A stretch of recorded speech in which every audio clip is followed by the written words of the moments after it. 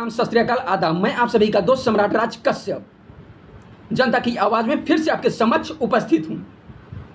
यारो, आज की मौजूदा सरकार और हमें ऐसा प्रतीत हो रहा है कि कल राहुल जी अपना संतुलन नहीं खोए हुए थे, बल्कि आज की सत्ता अपना संतुलन खो चुकी है। राहुल और प्रियंका जी को कल पीड़ित परिवार से मिलने जाने पर उन्हें गिरफ्तार कर लिया जाता है और उन्हें पीड़ित परिवार से मिलने की इजाजत नहीं दी जाती है। यारो, ये पहली घटना नहीं है, इससे भी पहले कई घटनाएं हो चुकी हैं जिसमें कि पीड़ित परिवार को राहुल और प्रियंका जी को उनके परिवार से मिलने की इजाजत नहीं दी जाती है। यारो, 27 मई 2017 को भी राहुल गांधी को सहारनपुर जाने से रोक दिया जाता है और उन्हें समीरपुर में हुई घटनाओं में जहां पर दलित के साथ हिंसा हुई थी उनके परिवारों से उन्हें मिलने से रोक दिया जाता है, नहीं मिलने दिया जाता है।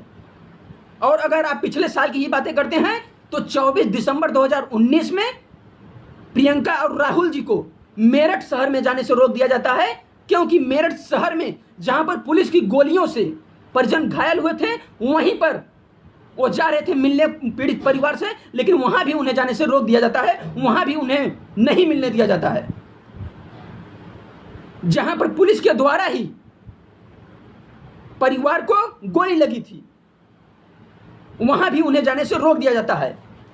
यह घटना सिर्फ यारो एक दो नेताओं के साथ नहीं है, यह घटना पिछले साल अगर आप ले लेते हैं तो 12 फरवरी 2019 को ही अखिलेश यादव जी इलाहाबाद आते हैं और उन्हें इलाहाबाद में आने से भी रोक दिया जाता है और उन्हें यहां भी आने की अनुमति नहीं दी जाती है और उन्हें लौटा दिया जाता है, छात्रों से मिलने की इजाजत नहीं दी जाती है। सोचिए, मौजूदा सरकार का सत्ता जो है वो घमंड अपने चरम सीमा पे है। यारो, अगर आप धारा 370 हटने के बाद बातें करते हैं तो 24 अगस्त 2019 को भी राहुल जी जम्मू एवं कश्मीर गए, लेकिन उन्हें श्रीनगर से ही मौजूदा सरकार के द्वारा, मौजूदा सत्ता के द्वारा उन्हें वापस कर दिया गया और वहां का उन्हें जायजा नहीं लेने दिया गया।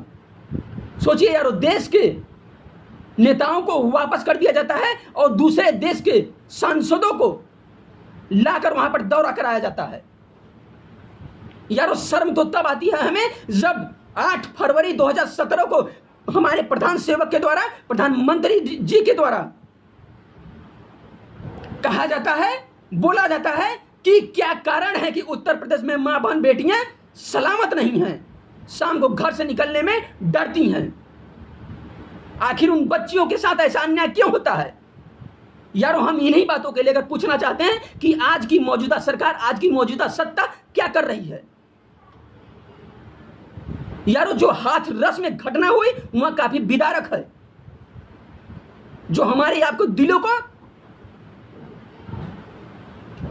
चूर चूर कर दे। सोचिए यारो, जो हाथरस में घटना हुई उस पीड़िता के साथ पहले 4 दरिंदों ने उसका बलात्कार किया, फिर उसको मार दिया और फिर बाद में वही सत्ता और सरकार ने मिलकर उसका बलात्कार किया और उसके परिवार को, उस पीड़ित का शव उसके घर पे नहीं पहुंचाया गया और 2:30 बजे रात उस पीड़िता का शव पेट्रोल डाल के छिड़क के जला दिया जाता है। आखिर ये कहां का न्याय है? किस संविधान का न्याय है? आखिर ऐसा क्यों किया जा रहा है? मौजूदा सरकार, मौजूदा सत्ता का हम इतना चरम सीमा पे है कि हम आप उसकी परिकल्पना नहीं कर पा रहे हैं। और हम आपको कुछ फैक्ट चीजें, कुछ बातें बता देना चाहते हैं। यारो, निर्भया कांड आपको याद होगा जो 2012 में दिल्ली में घटना हुई थी। यारो, इसके बाद लंबे लंबे जुमले फेंके गए, लंबी लंबी बातें बताई गई, लेकिन उस फंड का, उस नियम और कानून का क्या हुआ जिसके प्रति फास्ट कोड बनाए गए? आखिर वो कहां है? यारो, अगर आप महाराष्ट्र की बातें करते हैं तो वह रेप के मामले में 6वें स्थान पे आता है। बीते 5 सालों में वहां पे 42,000 रेप के कांड हुए हैं, केस दर्ज हुए हैं और निर्भया कांड का जो फंड आता है उसका सिर्फ और सिर्फ पूरे देश में सिर्फ और सिर्फ 10% यूज हो पाता है, बाकी सब रिफंड हो जाता है। आखिर ऐसा क्यों? अगर जुमला ही फेंकना हक था तो इतना बड़ा जुमला क्यों फेंका गया मौजूदा सरकार के द्वारा, मौजूदा सत्ता के द्वारा? 5 साल में, बीते 5 सालों में यारो महाराष्ट्र में 42,000 ऐसे केस दर्ज हैं जिनकी अभी तक सुनवाई नहीं हो पाई है। अगर आप उत्तर प्रदेश की बातें कर लेते हैं तो उत्तर प्रदेश आपका उत्तर प्रदेश टॉप पर आता ही है यारो। अगर आप उत्तर प्रदेश की बातें करते हैं तो यहां पे नए नए इनोवेशन हो जाते हैं, नए नए खोज हो जाते हैं। कहीं पे एनकाउंटर की घटना आती है, कहीं पे एंटी रोमियो की घटना आती है, लेकिन इस एनकाउंटर और एंटी रोमियो कहां चली जाती हैं बाद में? जब इन्हीं घटनाओं को होता है तो इन घटनाओं का, समस्याओं का समाधान क्यों नहीं किया जाता है यारो? अब मौजूदा सरकार में न किसी की आंखों में शर्म है और न किसी की आंखों में नैतिकता दिखाई देती है, न ही ह्यूमैनिटी की बातें होती हैं। सिर्फ और सिर्फ सत्ता का गुरूर, सत्ता का अहम इस कदर है कि पूछिए नहीं। क्योंकि यारो पहले का समय नहीं है कि जब मनमोहन सिंह के द्वारा उस पीड़िता से हवाई अड्डे पर मिलने के लिए चले जाते हैं, लेकिन मौजूदा सत्ता का गुरूर इस समय इतना है कि वहां पे खुद तो जाते नहीं हैं। अगर विपक्ष जाता है तो उन्हें जाने नहीं दिया जाता है, बीच रास्ते में ही रोक दिया जाता है। उन्हें पीड़ित परिवार से मिलने की अनुमति नहीं दी जाती है, मिलने नहीं दिया जाता है। और अगर आप यूपी की बातें करते हैं, यूपी में 63,90,000 केस हैं जो पेंडिंग में हैं, जो डिस्ट्रिक्ट और सब ऑर्डिनेट केस के रूप में पड़े हुए हैं। और अगर आप इसमें सिर्फ रेप और मर्डर की बातें करते हैं तो कुल इसकी संख्या 15 लाख हैं। 15 लाख केस हैं यूपी में सिर्फ, जिसमें कि आप अगर मर्डर की बातें करते हैं तो सिर्फ और सिर्फ मर्डर की 35,000 हैं। और अगर आप वहीं रेप की बातें करते हैं तो अगर आप रेप की बातें करते हैं तो 45,000 रेप की घटना है सिर्फ और सिर्फ यूपी में। सोचिए, इतनी बड़ी घटना हम आप कुछ नहीं कर पा रहे हैं यारो। हमें तो ऐसा प्रतीत होता है, हमें तो ऐसा दिखाई देता है कि यारो हमें और आपको आपातकालीन स्थिति में ले जाने की घटना हमारे आपके सामने आ रही है।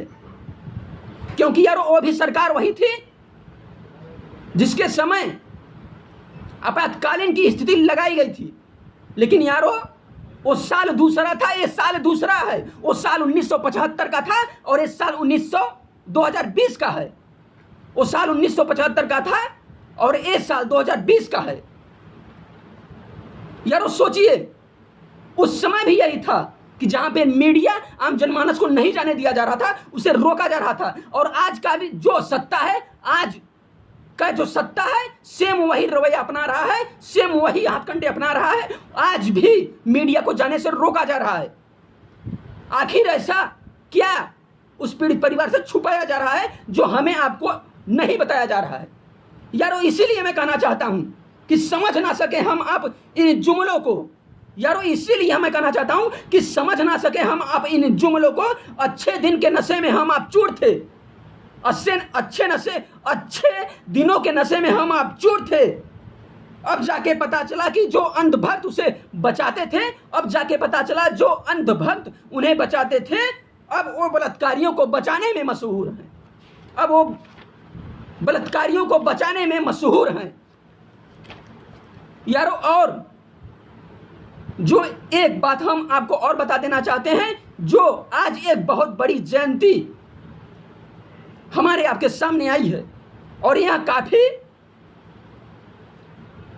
हमें आपको प्रेरणा देने वाली जयंती है यारो। आज के दिन दो बड़े हस्तियों का आज जयंती है। लाल बहादुर शास्त्री और महात्मा गांधी जी का आज जयंती है। राष्ट्रपिता, जिन्हें हम आप राष्ट्रपिता के नाम से भी जानते हैं, यानी महात्मा गांधी का भी और लाल बहादुर शास्त्री जी का भी आज जयंती है। हम इन दो हस्तियों को सादर प्रणाम नमन करते हैं और दिल की गहराइयों से उनका चरण बंदन और चरण स्पर्श करते हैं यारो। हम इन दोनों ने देश को बचाने के लिए अपने कपड़े और फटे पुराने कपड़े पहनते थे और यहां तक कि देश को बचाने के लिए लंगोट पर सारे कपड़े उतारकर लंगोट पर चल दिए थे। और हमें आपको शांति और अहिंसा का पाठ पढ़ाया था, हमें आपको शांति और अहिंसा का पाठ पढ़ाया था और जय जवान और जय किसान का नारा दिया था। लेकिन यारो आज की मौजूदा सरकार में न ही जय जवान है न ही जय किसान है, सिर्फ और सिर्फ भय किसान और भय जवान है। न ही हमारा भला हो रहा है और न ही आम जनमानस का भला हो रहा है। सिर्फ और सिर्फ लोगों को भयभीत किया जा रहा है, लोगों को मारा जा रहा है, लोगों को दुबला जा रहा है, लोगों को कुचला जा रहा है। यारो जिन्होंने इस देश को बचाने के लिए हमें आपको अहिंसा और किसानों का पाठ पढ़ाया, किसानों और अहिंसा का हमें आपको पाठ पढ़ाकर चले गए। यारो जो देश को बचाने के लिए सड़कों पर चल दिए और यारो जो इस देश को एक अच्छा मार्ग प्रशस्त करने के लिए सड़कों पर चल दिए, जो जेल तक चले गए, आज उन्हें बुलाकर इस मौजूदा सत्ता ने हमें आपको इस कदर रौंद दिया है कि हम आप प्रतीत नहीं हो रहे हैं, हम आप दिखाई नहीं दे रहे हैं। यारो फर्क बस इतना है कि ये भी गुजरात के हैं और वो भी गुजरात के थे। यारो फर्क बस इतना है कि ये भी गुजरात के हैं और वो भी गुजरात के थे। और सिर्फ इतना फर्क है यारो कि ये देश को बेचने में लगे हुए हैं। यारो सिर्फ फर्क इतना है कि ये देश को बेचने में लगे हुए हैं और वो देश को बचाने में लगे हुए थे। ये देश को बेचने में लगे हुए हैं और वो देश को बचाने में लगे हुए थे। यारो मौजूदा सत्ता और सरकार देश को बेचने में लगी हुई है, लेकिन जो हमारे महात्मा गांधी और हमारे जो राष्ट्रपिता और लाल बहादुर शास्त्री जैसे बड़े बड़े हस्तियां इस देश को बचाने में लगे हुए थे, मौजूदा सत्ता सरकार इस देश को बेचने में लगी हुई है। सोचिए यारो, इसीलिए मैं कहना चाहता हूं कि इरादे हो जवां जिनके बाजी वही पलटते हैं। यारो इरादे हो जिनके जवां बाजी वही पलटते हैं। मुखालिफ के लिए एक आदमी आधीन नहीं होता, मुखालिफ के लिए हर एक आदमी आधीन नहीं होता। यारो इरादे हो जवां जिनके बाजी वही पलटते हैं, इरादे हो जवां जिनके बाजी वही पलटते हैं। मुखालिफ हर एक आदमी आधीन नहीं होता, मुखालिफ के लिए हर एक आदमी आधीन नहीं होता। मुखालिफ के लिए हर एक आदमी आधीन नहीं होता। पक्के मका को छोड़कर कच्चे मका में रहना पड़ता है, पक्के मका को छोड़कर कच्चे मका में रहना पड़ता है, क्योंकि यारो फकत चरखा चलाने से कोई गांधी नहीं होता, क्योंकि यारो फकत चरखा चलाने से कोई गांधी नहीं होता, कोई गांधी नहीं बनता। कोई चरखा चला के सोचे कि मैं गांधी बन जाऊं तो वह गांधी कभी नहीं बन सकता, क्योंकि यारो जो सत्य है वही सत्य है।